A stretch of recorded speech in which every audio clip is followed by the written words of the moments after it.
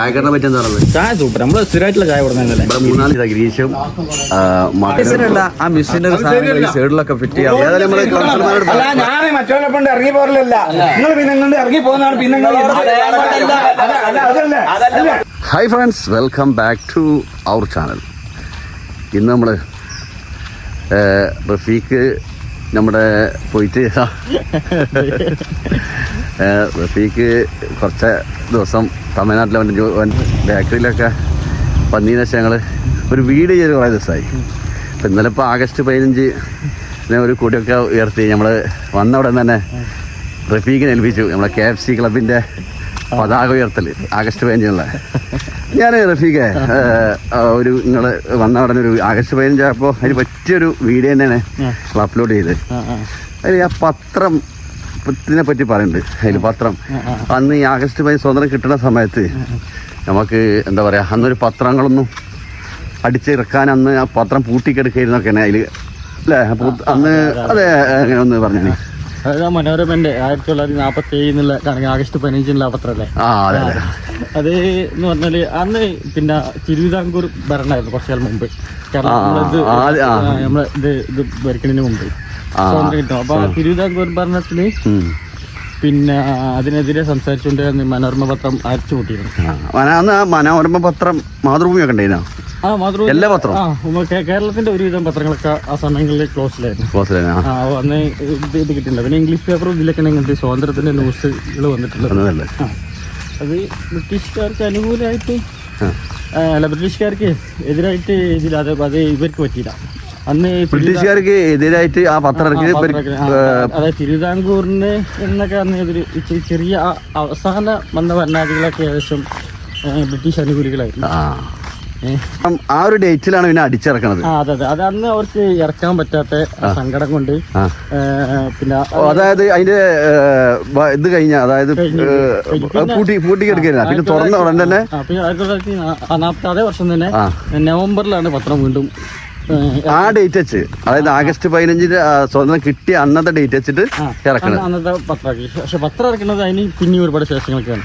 1990 ഏകദേശം 30 വർഷം 30 വർഷം മുമ്പ്. ഏത് സ്വാതന്ത്ര്യം കിട്ടിയതിന് ശേഷം 30 വർഷം അതിന് ശേഷമാണ് പിന്നെയാണ് ഇത് ഇറക്കണത്. 97 ഇറക്കണത്.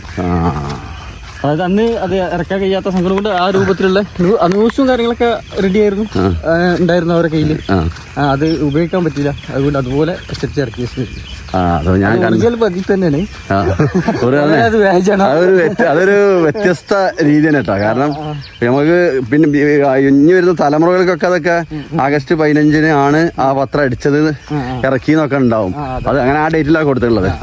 അപ്പൊ അന്നത്തെ ഒരു സാഹചര്യം അങ്ങനെയാണ്. പൊതുവെ അന്ന് മീഡിയ കാര്യങ്ങളൊന്നും സോഷ്യൽ മീഡിയ ഒന്നും ഇല്ലാത്ത കാലല്ലേ. അതിൽ നിന്ന് അറിഞ്ഞപ്പോൾ അന്ന് അടിച്ചിട്ടാൽ തന്നെ അതിപ്പോഴും ആരുടെ ശ്രദ്ധയിലുണ്ടാവുക. ഏതായാലും അത് ആ ഒരു വീഡിയോ കണ്ടപ്പോഴേ ഞാനും തന്നെ ഇങ്ങനെ കുറച്ച് നേരം നോക്കിയത്. കാരണം പത്രം അടിച്ചത് ആ ഒരു ആഗസ്റ്റ് 15 അല്ല അന്ന് പൂട്ടിക്കെടുക്കാന്നൊക്കെ അപ്പോൾ നമ്മൾ ഓർമ്മയിൽ ഇങ്ങനെ വരേണ്ടത്. നല്ല റെസ്പോൺസ് പിന്നെ ഏതായാലും നടത്തം ഇങ്ങനെ തുടങ്ങി. നമ്മളിപ്പോൾ പള്ളിക്കത്തായത്തുനിന്ന് ഇങ്ങനെ വന്ന് അന്ന് പ്രകൃതി ഭംഗി പറഞ്ഞാൽ മഞ്ഞ് മൂടി കെട്ടി കിടക്കുന്നുണ്ട്. പിന്നെ ഇനി ഒരു വെള്ളം കണ്ട് കയറുമോ എന്നുള്ളത് സംശയമല്ലേ. ഈ സീസണിൽ ഈ ഒരു പാടത്ത് നമ്മളെ ഈ മെയിൻ റോഡിന്റെ ഒപ്പിച്ച് വെള്ളം വന്നിട്ടുണ്ട്. ഇനി ഈ സീസൺ പ്രതീക്ഷിക്കണം അല്ലേ?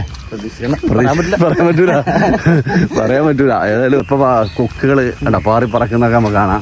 കൊക്കുകൾ പാറി പറക്കുന്നുണ്ട്. പിന്നെ മറ്റേ ദേശാടന പക്ഷികളൊക്കെ എന്ന് തുടങ്ങിയിട്ടുണ്ട്. അപ്പോ ഏതായാലും ഇങ്ങനെയൊക്കെയാണ്. ഇന്നലെ പിന്നെ സ്വാതന്ത്ര്യം എന്തെങ്കിലും പറഞ്ഞേരി ആഗസ്റ്റ് 15 ഒരു ഉദ്ഘാടനം സെക്ഷനൊക്കെ കഴിഞ്ഞിട്ട് ഒരു സന്തോഷകരമാണ് തീർച്ചയായിട്ടും. അപ്പൊ അതൊക്കെ കഴിഞ്ഞു. ഇന്ന് രാവിലെ വീണ്ടും ഞങ്ങൾ നടക്കാൻ ഇറങ്ങിയതാണ്. ജസ്റ്റ് ഇങ്ങനെ ചെറുമുക്ക് പാത്തുന്നപ്പോ ഒരു വീഡിയോ വരാൻ വിചാരിച്ചു. മോർണിംഗ് സവാരി നടത്തത്തിലൂടെയുള്ള ഒരു വീഡിയോയും കൂടി നിങ്ങളെ കാണിക്കാണ്. നമ്മള് കേൽപ്പത്ത് അല്ലേ ചായക്കട. അപ്പൊ ഈ ചായക്കടയിലത്തെ വിശേഷങ്ങളും അറിയണം. എന്നാ ചായക്കടി കയറാം. കേൽപ്പത്ത് തട്ടുകടിയിലല്ല, നമ്മൾ നടന്നു കഴിഞ്ഞാൽ എത്തിക്കഴിഞ്ഞാൽ പിന്നെ ഇവിടുന്ന് ഒരു ചായ കുടിച്ചിട്ട് പോകുന്നു. അതുപോലെ ഗിരീഷും മകനും ആകവും കേട്ടോ. ഒരു ആയടാ ആയി. അപ്പോൾ ഗിരീഷുണ്ട് നമ്മളെ സബ്സ്ക്രൈബാണ്, നമ്മൾ കണ്ടുകൂട്ടി. അപ്പോൾ ചായ കുടിച്ചിട്ട് ഞങ്ങൾ ഇവിടുന്ന് വീട്ടിൽ പോകും. അങ്ങനെ നമ്മളൊരു ഓപ്ഷൻ അങ്ങനെ നമ്മളെ കാക്കതാട്ടാ പൊരിക്കടികൾ മാസാണ് ഇരിക്കുന്നത്. ചായക്കാക്കതാ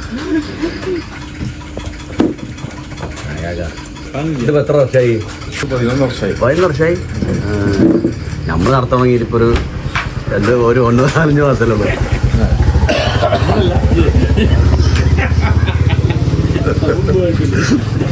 കിടിലൻ നാടൻ കൽത്തപ്പം നെയ്യപ്പം. അപ്പോൾ എന്തൊക്കെ സ്പെഷ്യൽ അതൊക്കെ തന്നെ കിടിലൻ നാടൻ നെയ്യപ്പം, നാടൻ കൽത്തപ്പം എന്നിങ്ങനെ വിഭവങ്ങളുമായി രാവിലെ ഇറങ്ങൂലേ?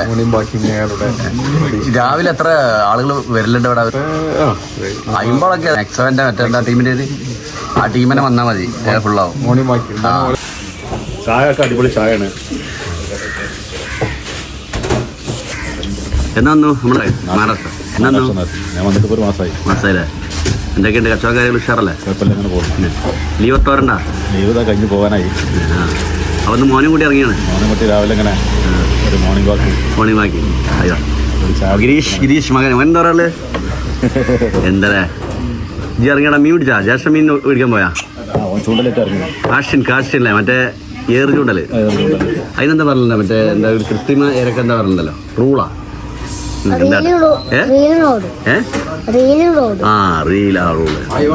മിടുക്കൻ. ജി എത്രല്ല പഠിക്കണേ? 3-ലാ. ഒന്ന് സൺഡേ ലീവല്ലേ? സമുദ്രത്തിൽ ചാടിയാ? സമുദ്രത്തിൽ ചാടിയാ? ഓക്കെ, എന്നാ ദിവസം സ്പെഷ്യൽ ഉള്ളിവട ഉണ്ടാക്കുന്ന പരിപാടിയിലൊക്കെ ഇപ്പോഴങ്ങനെ ക്ലിയർ ആയിട്ട് കാണുന്നു. റഫീഖ എന്താ നമ്മളിപ്പോ പറയാനൊക്കെ ആദ്യം പറഞ്ഞു. അല്ല ചായക്കാരനെ പറ്റി എന്താ പറയുന്നത്? ചായ സൂപ്പർ. നമ്മള് സ്ഥിരമായിട്ടുള്ള ചായ കൊടുക്കുന്നത് എന്റെ ടേസ്റ്റ് ഇവിടെ പുരാവസ്തു കേന്ദ്രം ഈ കടക്കും അങ്ങനെ ഉണ്ട് അല്ലേ? അതിനൊരു ടച്ചപ്പ് ഉണ്ട്. കാക്ക ചായ വാർന്ന് ക്ഷീണിച്ചതൊക്കെ ആളാ.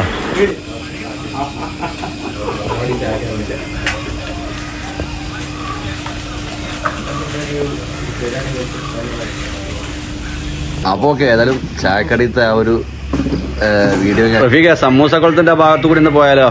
നമ്മൾ മോർണിംഗ് സവാരിക്കാരൊക്കെ ഉണ്ടാവും. ഇവിടുത്തെ റോഡാണ് ഇപ്പോൾ ഇല്ലാത്തൊരു നടത്തക്കാർക്ക് ആ ബുദ്ധിമുട്ടാക്കുന്ന സംഗതി. റോഡൊക്കെ പൊളിഞ്ഞാകെ ഇരപ്പായി കേട്ടോ. ചായക്കടയുടെ കേൽപ്പത്തെ ചായക്കടയുടെ ഫ്രണ്ട് ഭാഗത്തുള്ള ഒരു വീഡിയോ കാണിച്ചപ്പോൾ അപ്പോൾ റഫീഖ ചായ കൂടി കഴിഞ്ഞു. കഴിഞ്ഞ് നമ്മൾ ഇറങ്ങി കുറച്ചുകൂടി നടന്നിങ്ങനെ വന്നപ്പോൾ അടുത്ത ടീം ചായ കുടിച്ചുകാണ്ട് അവിടെ നിന്ന് നിർത്താന്ന് വിചാരിച്ചതായിരുന്നു. പക്ഷേ ഇതാ അടുത്ത പ്രധാനപ്പെട്ട നമ്മുടെ ഇവിടുത്തെ മോർണിംഗ് സവാരിന്റെ ഒരു ടീമാണ്. ആ ടീമിന്റെ വീഡിയോ കൂടെ ഒന്ന് കാണിച്ചു തരാം കേട്ടാ. പ്രത്യേകിച്ച് പറയില്ലേ എത്ര നന്നായിട്ട് കാര്യത്തിന്റെ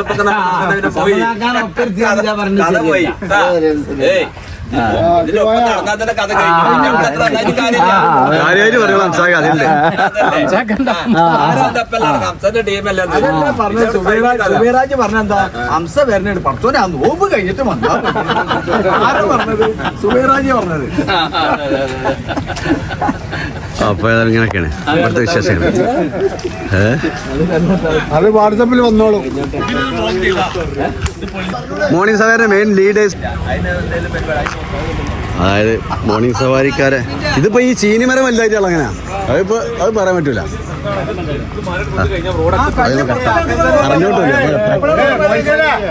എന്താ മമ്മൂട്ടിയുടെ ആൾക്കാർ നടക്കണ്ടല്ലേ ഇവിടെ എക്സസൈസിനുള്ള ആ മിഷീന്റെ സൈഡിലൊക്കെ ഫിറ്റ് ചെയ്യാം. ഏതായാലും നമ്മള് കൗൺസിലർമാരോട് പറയണം. അതൊന്നും ശരി. അത് മമ്മൂട്ടിക്ക് ഞാനും KNRC ഒക്കെ ഒരേ മാതിരിയാണ്. KNRC പള്ളിന്റെ മുമ്പിലാണ് കുറച്ച് കുട്ടികൾ അതിനെ മേലെ കൊടുത്തോണ്ട് ഇലക്ട്രിക് പോസ്റ്റ് ഇട്ട് ഒരു വിരുന്നും കഴിച്ചു. ആ വിരുന്നോട് കൂടി നമ്മളത് വിട്ട് തറവാടിമേലെത്തി. ഇരിക്കണം. അല്ല ഞാൻ മറ്റവരെ കൊണ്ട് ഇറങ്ങി പോരലല്ല. നിങ്ങൾ പിന്നെ ഇങ്ങോട്ട് ഇറങ്ങി പോകുന്നതാണ്. പിന്നെ ഞങ്ങൾ മുമ്പിൽ ഇറങ്ങി പോകുന്നതാണ്.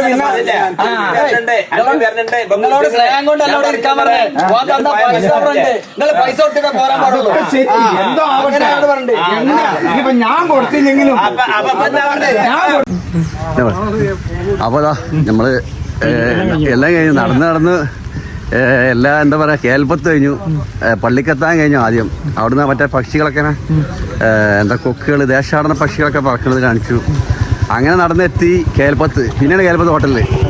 അത് കഴിഞ്ഞ് നമ്മളെ മോർണിംഗ് സവാരി ടീം, അതൊരു വല്ലാത്തൊരു ടീമാണ് ഇവിടുത്തെ അല്ലേ മെയിൻ ടീം. ആ രസങ്ങൾ നിങ്ങൾ കേട്ടില്ലേ? അപ്പോൾ അത് കഴിഞ്ഞ് ഇപ്പം നമ്മൾ കുനൂമല് പ്രധാനപ്പെട്ട ഓഗ് അല്ലേ 4 ഭാഗത്തേക്ക് കവർ ചെയ്യുന്ന 4 ഏരിയയിലേക്ക് ഇവിടെ നിന്നാണ് റോഡ് കടന്നു പോകുന്നത്. ഇങ്ങനെ പോകും. അങ്ങനെ ഇവിടെ എത്തി. ഇതാണ് ആ എൻഡ്. അപ്പോൾ ഇവിടെ നിന്ന് നിർത്താം. അങ്ങനെ ഞങ്ങളെ വണ്ടിയൊക്കെ നിർത്തിയിട്ട സ്ഥലം. അപ്പോൾ ഇന്നത്തെ വീഡിയോ അല്ലേ എന്താ റഫീക്ക?